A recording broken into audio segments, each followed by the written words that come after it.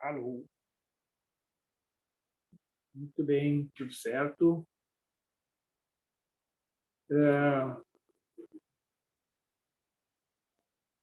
Então, vou apresentar para vocês a aula de hoje.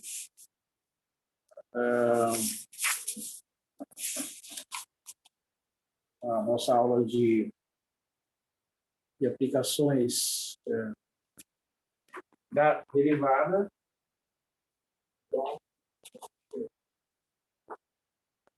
E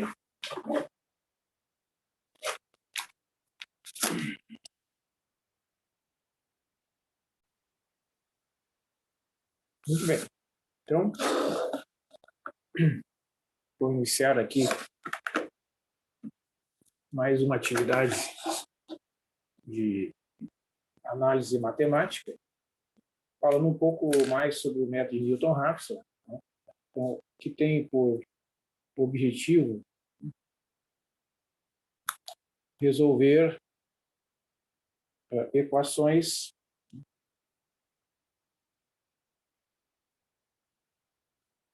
da forma f de x igual a zero. Em geral, essas funções que aparecem nessas equações serão funções para as quais o cálculo das raízes, como a gente chama, né, esses pontos onde a função vale zero, são aquelas funções para as quais não existem fórmulas imediatas, né, que determinam as raízes de uma função, por exemplo, uma função transcendente, né? Então, digamos, uma função qualquer aqui, né? Então, aqui está, né, o ponto que a gente chama de raiz, né? O ponto A é uma raiz da equação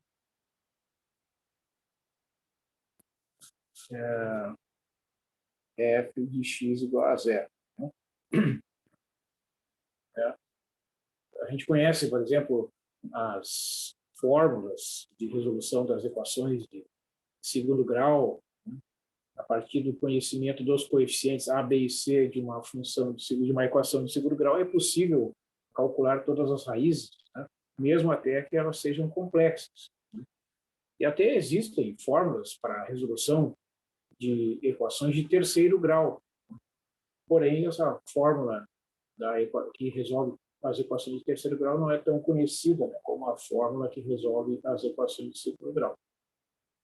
Então, o método de Newton ele supre uma lacuna, né, porém, ele vai ter uma característica, né, que é um pouquinho diferente, por exemplo, da resolução de uma equação de segundo grau, porque o método de Newton será um método iterativo. Como é que vai funcionar o método de Newton? Né? Então, digamos, vai ter um ponto aqui que é chamado de semente. Alguns autores denotam esse ponto como x0 ou como x1, isso não faz muita diferença. Né? Então, essa semente é uma aproximação inicial da raiz. Como é que a gente escolhe a semente? Né? Como é que a gente define a semente? Muitas vezes, pesquisando os intervalos que contêm as raízes de uma determinada equação, vamos supor lá que a gente pesquisando o gráfico ou analisando os sinais, né, de uma função que é contínua e que troca de sinal num determinado intervalo. Então, nesses casos, ela possui uma raiz naquele intervalo, pelo menos, né? Então, se essa raiz, além disso, for isolada, isto é, se for a única raiz naquele intervalo, a gente pode escolher o ponto médio daquele intervalo, por exemplo, como a semente ou a aproximação inicial.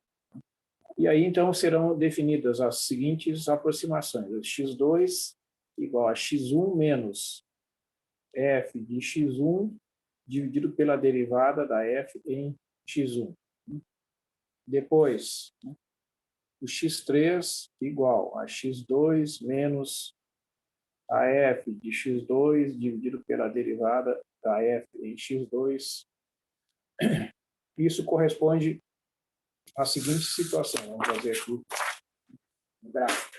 Vamos imaginar aqui uma situação para a gente representar graficamente esta sequência de pontos. Então, vamos imaginar aqui, que aqui esteja a raiz, né? Então, nós vamos marcar aqui a semente, x1. Nossa semente tem um valor, né, uma imagem.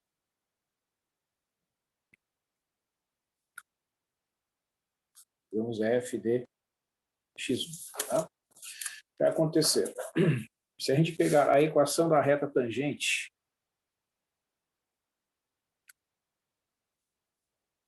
a equação da reta tangente no ponto P, nesse pontinho aqui,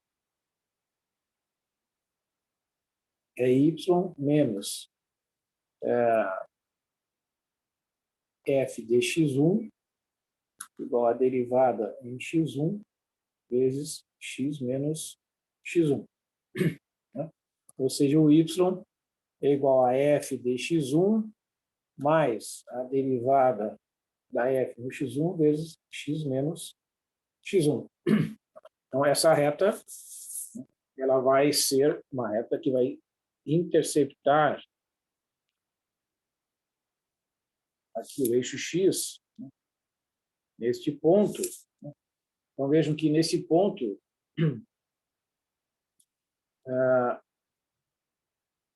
no ponto em que a reta, vamos T, reta T, intercepta o eixo x, temos o y igual a zero. Né? E neste ponto, então, teremos zero igual a f de x1 mais a derivada da f em x1 vezes x menos x1. Resolvendo essa equação para o valor de x, né, teremos que o x será x1 menos a f de x1 dividido pela derivada em x1. Este ponto aqui é o x2. Então, este pontinho aqui é exatamente o ponto x2 definido pelo método de Newton. E assim sucessivamente, né? Fazendo a intersecção deste ponto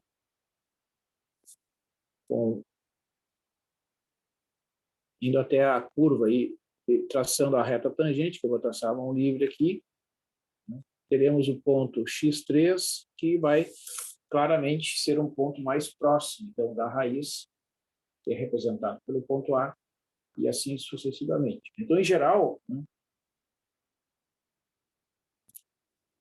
teremos que o xn mais 1 será igual ao xn menos a f de xn dividido pela derivada no ponto xn. Então, evidentemente, para que essa fórmula, que a gente chama de fórmula iterativa, realmente funcione, né, a derivada primeira da f, que aparece no denominador, tem que ser diferente de zero. Tá? Muito bem. Então, usando sucessivas vezes essa fórmula, né, nós vamos obter uma sequência de valores. A partir do x1, então, teremos x2, x3, x4, x5, xn, xn mais 1 e assim por diante. Né? Ocorre que, da maneira como está definida esta fórmula, se existe o limite, quando n vai para infinito, dessa sequência xn igual a A, digamos, então f de A será igual a zero. De fato, nós temos esta igualdade aqui,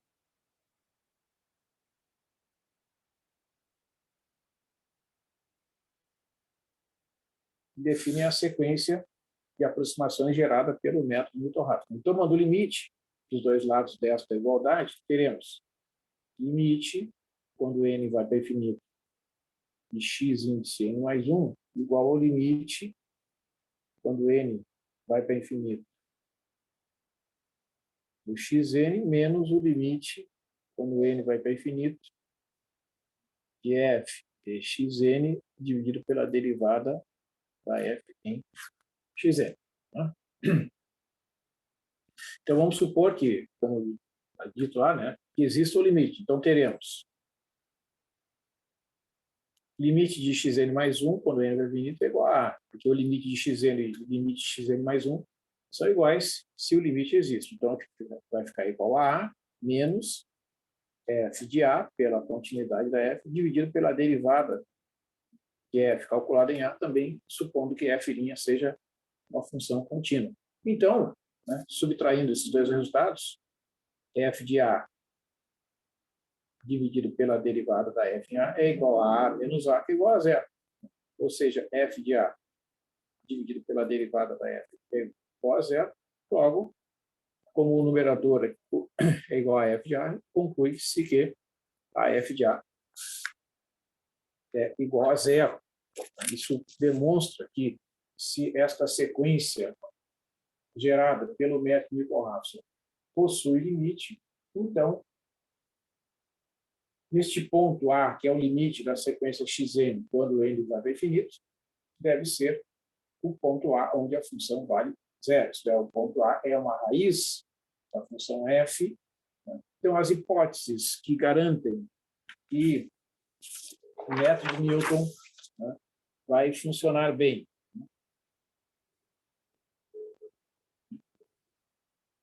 A derivada da f é sempre diferente de zero, quando x está numa vizinhança do ponto A. Essa é uma das hipóteses importantes. Né? Vamos supor também que a equação FA igual a zero tem raízes isoladas. Né? Significa que eu consigo descobrir uma pequena vizinhança em torno de cada uma das raízes, vamos supor que a função tenha 2, 3 ou mais raízes, eu consigo determinar uma vizinhança em torno de cada uma das raízes, na qual aquela é a única raiz, isto é, eu isolo. Né? Tem uma vizinhança 1, onde só tem a raiz 1. Né? Tem a vizinhança 2, onde só tem a raiz 2 e assim por diante. Então, eu posso separar em pequenos intervalinhos, né? Em pequenas vizinhanças, as raízes, de modo que eu posso aplicar o método de Newton-Raphson, ou o método de Newton, naquela vizinhança. Né? E, em segundo lugar, né, que a função derivada segunda não troca, não vai ter um ponto de inflexão na vizinhança da raiz igual, que é o x igual a A. Então, quando isso acontece, né, não existe ponto de inflexão.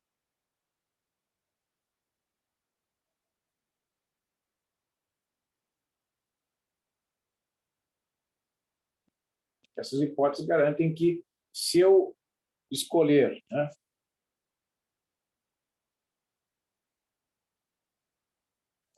a semente x1 numa vizinhança do ponto A, teremos uma sequência convergente para o ponto A, que é a raiz, né, que a gente está procurando. O método de Newton ele é considerado um método de ordem 2, né, porque a partir de uma certa posição dentro da sequência xn gerada pelo método de Newton, o erro em cada iteração será menor ou igual à derivada segunda multiplicada pelo erro na posição anterior. Então, isso garante que a convergência é chamada de convergência quadrática, né? Isso garante uma velocidade na convergência da sequência que produz aproximações das raízes de uma determinada função. Então, as funções para as quais é possível utilizar o método de Newton para o cálculo de raízes são aquelas funções que são derivadas, né? Uma vez que na fórmula que define a sequência, né, eu tenho que o xn mais 1 é igual a xn menos f de xn, dividido pela derivada em xn. Né? Então, como está na hipótese, né, a derivada sendo diferente de zero permite que eu calcule sempre este quociente aqui, né? Mas, evidentemente, que a função f', a derivada da f, tem que estar definida em todos os pontos da sequência. Então, a gente precisa imaginar também que essas funções para as quais eu vou aplicar o método são funções, pelo menos, deriváveis uma vez. Tem que existir, pelo menos, a primeira derivada. Então, o que eu vou supor aqui? Eu vou supor que as funções são deriváveis tantas vezes quanto a gente precisa. Se eu precisar derivar uma, duas, três vezes, eu posso fazer isso tranquilamente. As funções elementares do cálculo, que a gente conhece, todas elas satisfazem essa hipótese. Seno, x, seno, cosseno, combinações lineares dessas funções, x mais seno de x, x menos seno de x, né? Funções polinomiais de grau arbitrário, né? X ao quadrado, x ao cubo, e suas combinações. Então, essas funções são funções para as quais eu posso pensar na aplicação do método Newton-Raphson, que é uma importante aplicação da análise numa vizinhança com o chamado cálculo numérico, né? Então, dentre os métodos de cálculo de raízes por aproximações sucessivas, seguramente o método de Newton é um dos mais competitivos, né? Porque ele produz rapidamente os resultados com grande precisão. Então, como exemplo, vou calcular aqui a raiz quadrada de um número A, onde o A é positivo. Então, o que nós temos aqui? Eu vou definir a função x ao quadrado menos A. X ao quadrado menos A é uma função que, quando calculada, né, nos pontos, permite deduzir, né, que claramente x ao quadrado menos A é uma função de segundo grau, certo? Tem essa forma aqui, né? Então, vamos ter duas raízes, né? Certo? Então, claramente, né, aqui é a raiz de A, aqui é menos a raiz de A, certo? Nós temos f de x igual a x ao quadrado menos A. Né? A derivada em x, a derivada f em x é 2x. Né? Certo? Então, a fórmula iterativa é xn mais 1 igual a xn menos f de xn dividido pela derivada em xn. Então, xn mais 1 será xn menos xn ao quadrado menos a dividido por 2 vezes o xn, certo?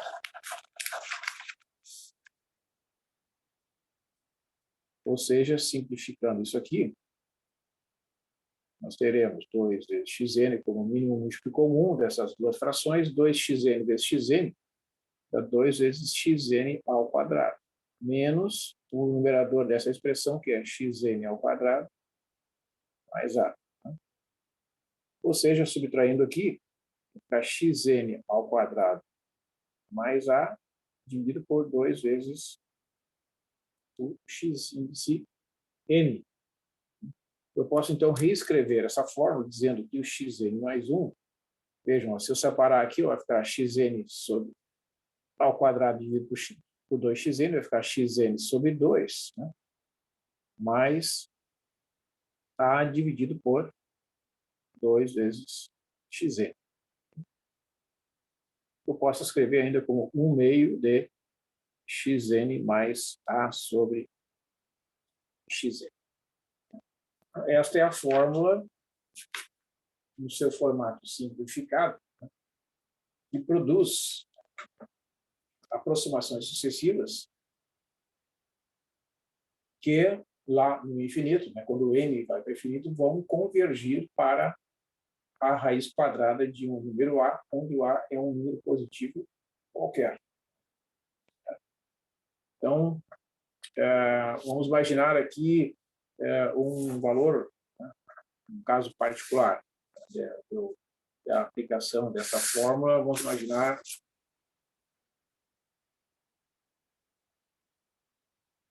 por exemplo, vamos supor que eu queira calcular a raiz quadrada de 2. Vamos supor que a semente seja x1 igual a 1. Nós vimos ali que a fórmula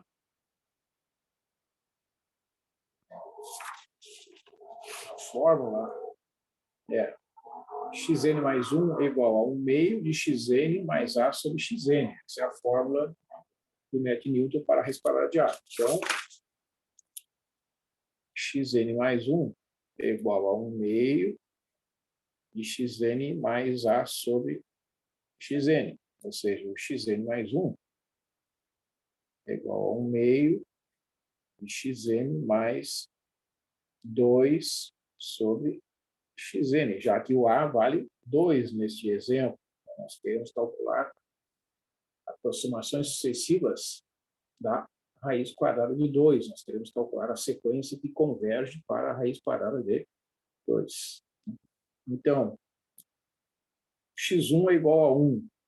Significa que o x índice 2 é igual a 1 meio de x1 mais 2 sobre x1, ou seja, é 1 meio de 1 mais 2 sobre 1.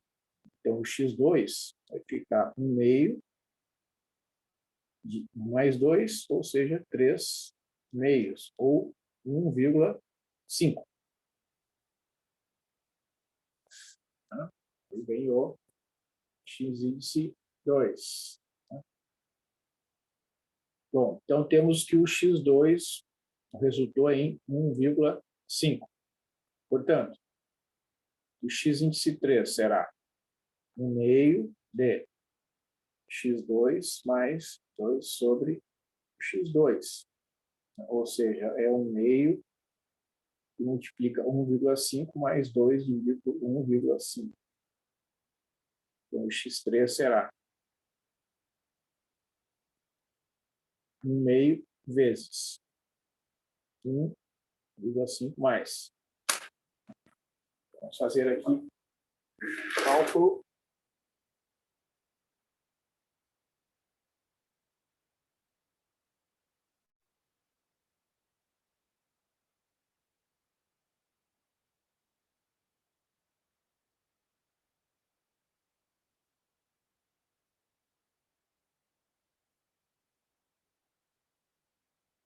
Então, vai ficar 1,5 mais 1,3333. Né? Eu vou somar esse valor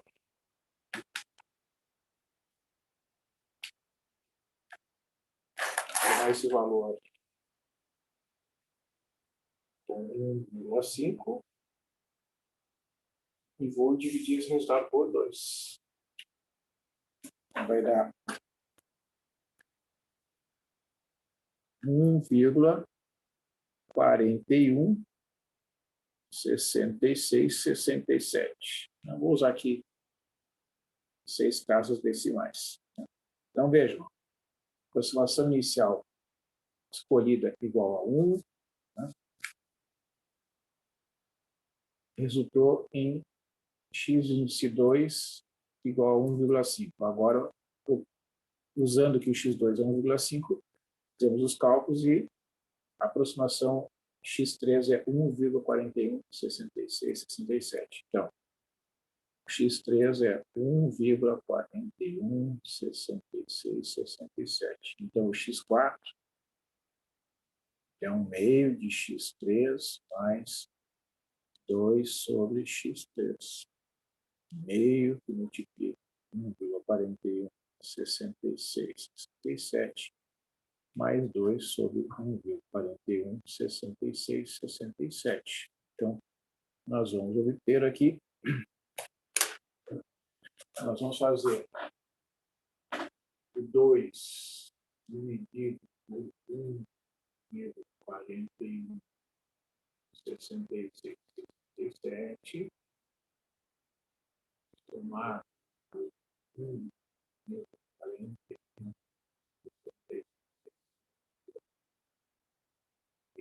e dividir por 2. É verdade. 1,414216, né? E assim sucessivamente. Vocês vejam que isso aqui, né? Então, fazendo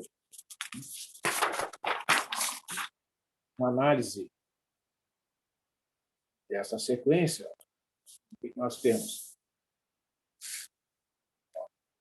x1 igual a 1, x2 a 1,5, x3 igual a 1,4166 e o x4 1,414216. Né? Então, a gente vê que essas, né, sequência, então a sequência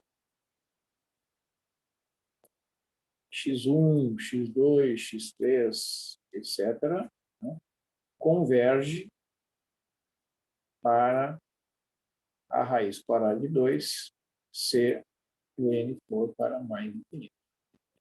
Certo? Então, quem tiver curiosidade, né, quem tiver interesse em calcular mais aproximações, né, isto é, qual vai ser o efeito, né, de aplicarmos novamente a fórmula do Newton, vai ser obtida uma nova aproximação x5 e depois uma nova aproximação x6, e estas novas aproximações serão números que vão estar cada vez mais próximos do chamado valor exato da raiz quadrada de 2. Né? E a gente vai obter tantas casas decimais exatas quanto nós quisermos, dependendo dos recursos computacionais que tivermos à disposição. Né? Se tivermos programas que efetuam cálculos com 10 casas decimais no máximo, essa será a quantidade máxima de casas decimais exatas que poderemos obter. Se nós tivermos à disposição, tivermos condições de usar um programa que efetua cálculos com 50 casas decimais, nós fazendo sucessivamente, né, um número suficientemente grande de aproximações sucessivas, usando a fórmula iterativa do Newton, nós vamos obter, né, todas essas casas decimais exatas, desde que a gente faça um número bem grande de aproximações sucessivas. Né? A ideia importante aqui é a ideia da convergência. Né? A gente vê que, como a própria teoria, né, se encarregou de demonstrar ali anteriormente, né, que, de fato, esses valores aqui, gerados pela fórmula do Newton, formam uma sequência convergente para a raiz que queremos calcular. Né? Então, isso é bastante importante, né? Esta aplicação aqui do método de Newton. Da mesma forma, né? Vamos fazer um segundo exemplo aqui, para ilustrar. E vejam, nesse caso específico da raiz quadrada de 2, né? Até a gente tem recursos, como uma calculadora, a maior parte das calculadoras tem lá uma teclinha, né? Com um símbolo da raiz quadrada, que você entra lá com o número 2, aperta naquela tecla, pronto, está ali o resultado, né? Do cálculo da raiz quadrada de 2. Então, nesse caso, é possível comparar, inclusive, né, a raiz quadrada de 2 obtida na máquina de calcular diretamente com essa sequência gerada pelo método Newton, né? Mas vamos supor que eu queira resolver esta equação.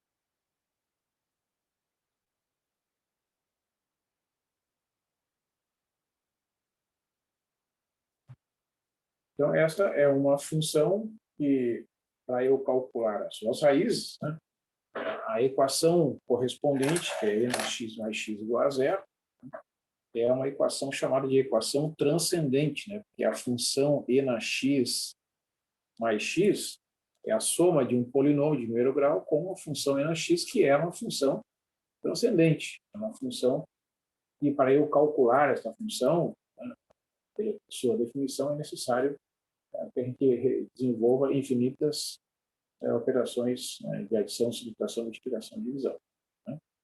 A gente sabe, então, que essa função é uma função contínua, né? Certo? Então, para eu localizar, né, as raízes dessa função, eu posso fazer um artifício de calcular essa função em alguns pontos. 2, 1, 0, 1, né? Então, por exemplo, se eu calcular essa função no ponto menos 2, lá com o 2, que é o sinal, calculo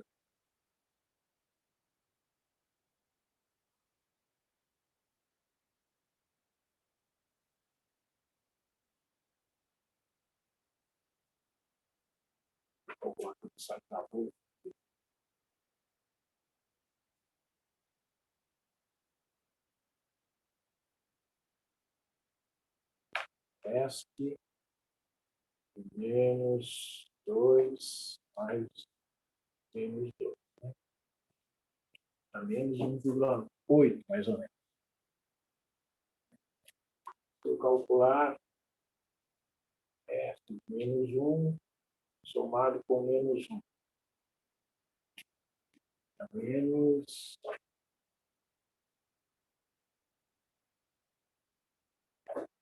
0,7, menos 0,68. Né? Calcular no zero, né? No zero é fácil, no zero é 1. Calcular no 1, aí fica 1 mais e, que é 2,7, vai dar 3,7 aproximadamente, e assim por diante. Então, o que a gente vê, né? E se a gente fizer o gráfico desta função, a gente vai ver que ela vai ter, de fato, uma raiz, né,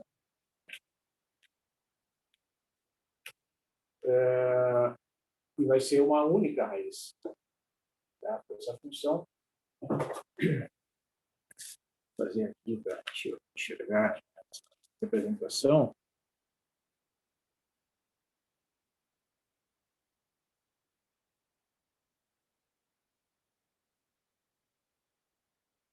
É uma curva que no menos 1 aqui é negativo, no 0 ela é positiva. Então, ela vai fazer uma coisa assim.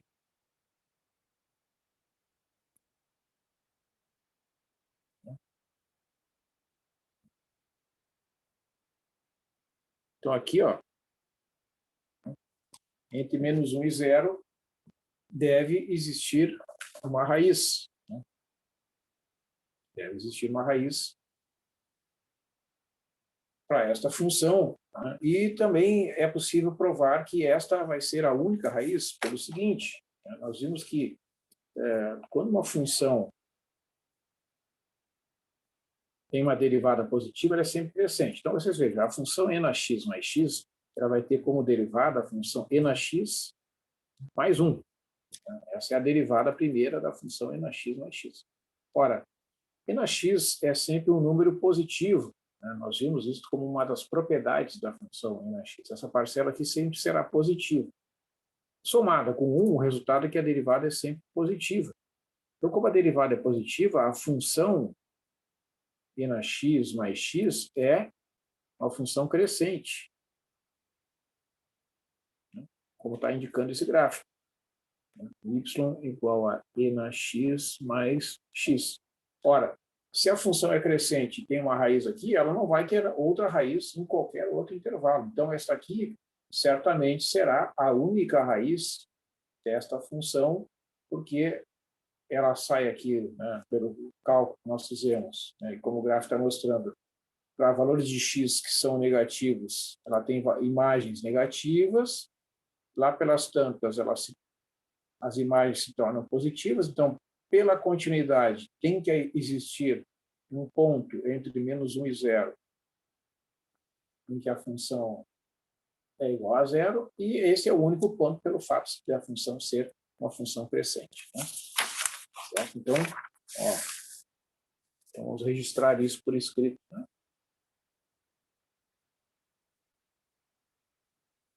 Temos que f de menos 1 é negativo e f de 0 é positivo. Logo, pelo teorema do valor intermediário, deve existir um A pertencente ao intervalo menos 1, 0, tal que f de A é igual a 0. É obrigatória a existência desse ponto pelo teorema do valor intermediário, porque f de x, que é igual a e na x mais x, é uma função contínua. Então, é obrigatoriamente necessário que exista este ponto pela aplicação do teorema do valor intermediário, né? Além disso, como a derivada é e na x mais 1, que é sempre positiva, né, a função f de x, que é e na x mais x, é crescente. Logo, o ponto A é a única raiz dessa função.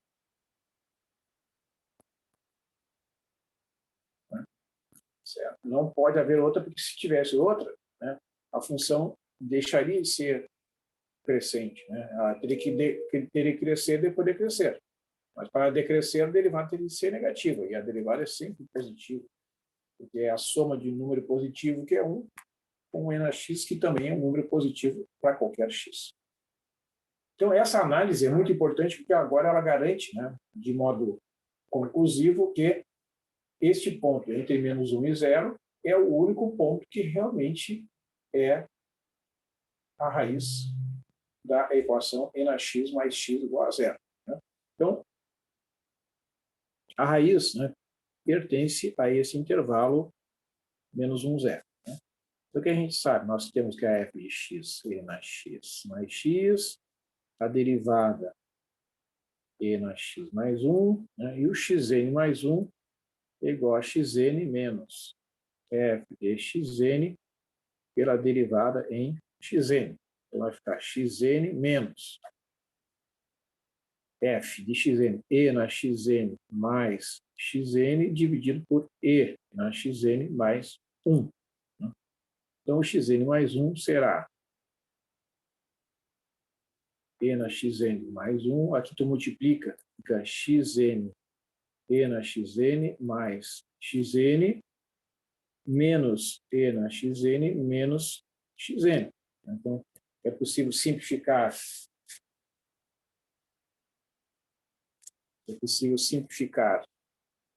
este termo com esse, né? Então, vai ficar e elevado a xn, que multiplica xn menos 1 sobre e na xn mais 1. Então, essa é a fórmula que nós podemos usar, né, para gerar as aproximações sucessivas da única raiz da equação e na x mais x igual a zero, né? Então, vamos considerar aqui que a semente é o ponto médio do intervalo que contém a raiz. Nós vimos que a raiz está entre menos 1 e 0, né? Então, vamos considerar aqui que a semente é menos 1,5, né? Ou menos 0,5. Certo? Então, calculando as demais aproximações, né, nós teremos que o x2 será e elevado a x1, que multiplica x1 menos 1, vezes e na x1 mais 1. Então, vai ficar o x2 igual a e na menos 0,5, que multiplica menos 0,5 menos 1, dividido por e na menos 0,5 mais 1. Vamos ver quanto é que vai dar isso aqui. Vou calcular aqui no site da Wolfram. Essa. 5, 6,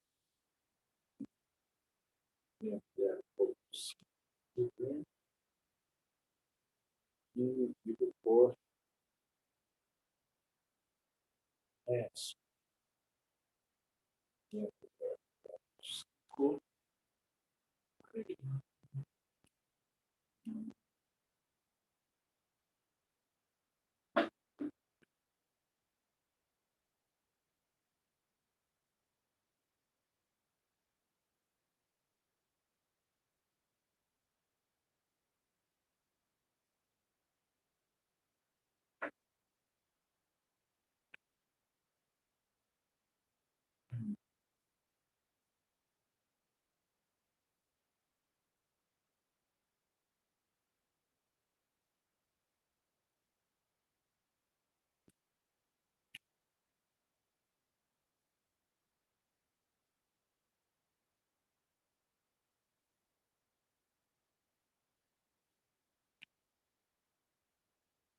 então, dá menos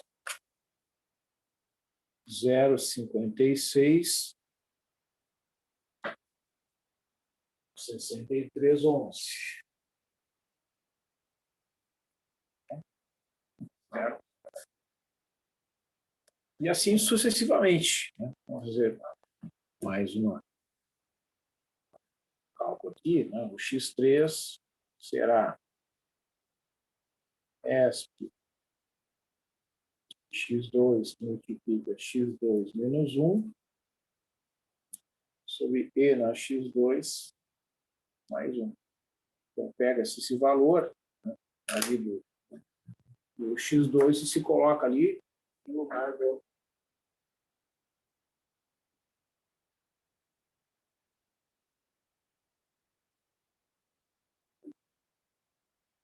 Vai ficar 566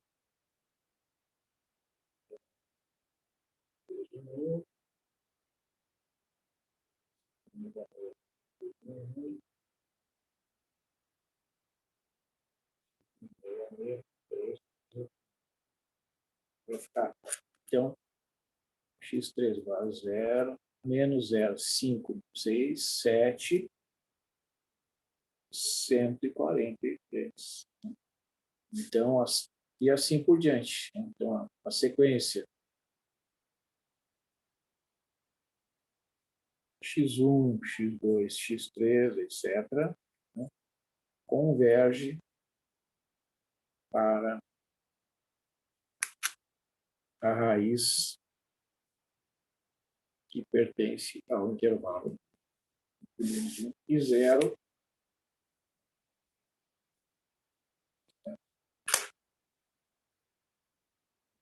Tem que pegar esse valor aí, que é menos 0,567 e 143, pegar esse valor, calcular novamente a função S menos 0,567, 50, menos 0, mais 5,753, vai dar 4,5 vezes 10 a menos 7. Né? Veja que essa é uma análise interessante, né? F de x3 é 4,5 vezes 10 a menos 7, o que realmente comprova, né, que esta sequência vai convergir para a raiz. E o mesmo comentário, né, que eu fiz ali na situação anterior, né, vale aqui. Se vocês fizerem a aplicação sucessiva da fórmula que define o médio de Newton, vocês vão ver que o x4, o x5 e assim sucessivamente, as novas aproximações geradas vão se tornar cada vez mais próximas da raiz da equação f de x igual a e na x mais x igual a. Tá? Então, com isso, né, eu encaminho aqui para o encerramento dessa atividade. Né? Então, agradeço aí a atenção de vocês. Você já tem alguns exemplos, né, de aplicações de médio de Newton.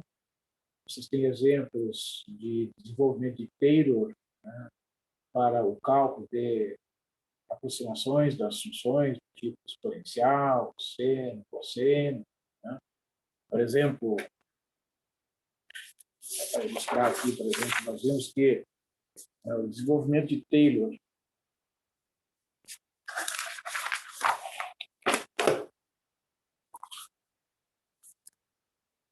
desenvolvimento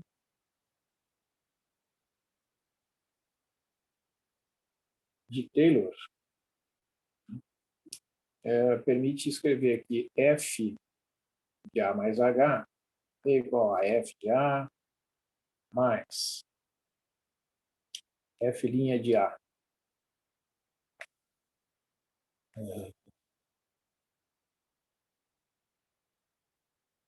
vezes H, né? Mais f' de f duas linhas de A sobre o fatorial de 2 vezes H ao quadrado, né? Mais a derivada terceira dividido pelo fatorial de 3 vezes H ao cubo, né? E assim por diante. Né? Então, com isso, a gente vê que é possível, né, fazer aproximações onde o H é um número próximo de zero. Né? Significa que o A mais H, né, é um ponto próximo de A. Então, para essa aproximação fazer sentido, né, esse ponto H deve ser um número pequeno, né, de modo tal que A mais H esteja na vizinhança do ponto A, e quanto menor for a distância entre o ponto A mais H e o ponto A, melhor será a aproximação obtida pelo desenvolvimento de Taylor. Por exemplo, né, vamos supor, vamos fazer um exemplo aqui para ilustrar. Supor que eu queira fazer um cálculo aproximado, digamos,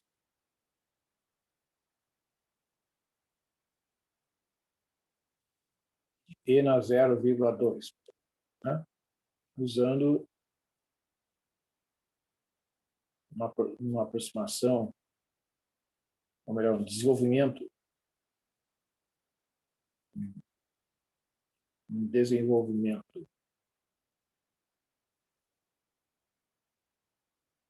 de Taylor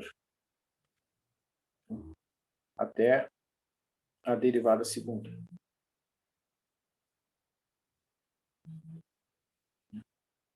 Da f de x igual a e na x. Tá? Então, o que nós temos aqui? Né? Nós temos em a igual a zero. Né? F de x é e na x, derivada primeira e na x, derivada segunda e na x. Então, as derivadas e a função calculada no ponto zero são todas iguais a 1.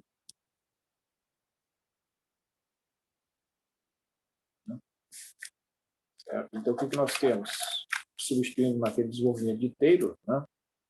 E a f de 0 mais h é igual a f de 0 mais a f' de 0 vezes h mais a f duas linhas de 0 sobre o fatorial de 2 vezes h ao quadrado. Então, essa é a aproximação. Ou seja, f de h é aproximadamente igual a f de 0, f de 0 vezes h, f duas linhas de 0 sobre o fatorial de 2 vezes h ao quadrado. Ou seja, e elevado na h é aproximadamente igual. F de 0 é 1. F' de 0 é 1 vezes h. Derivada segunda, 1 sobre o fatorial de 2 vezes h ao quadrado. Então, essa é a aproximação de segunda ordem, né, obtida na vizinhança do ponto a igual a zero, do desenvolvimento, obtido então, pelo desenvolvimento de Taylor da função e na x. Né? Então, fizemos aqui o desenvolvimento de Taylor, considerando até a derivada de segunda ordem da função avaliada no ponto a igual a zero. Então, se eu quiser calcular uma aproximação de e na 0,2,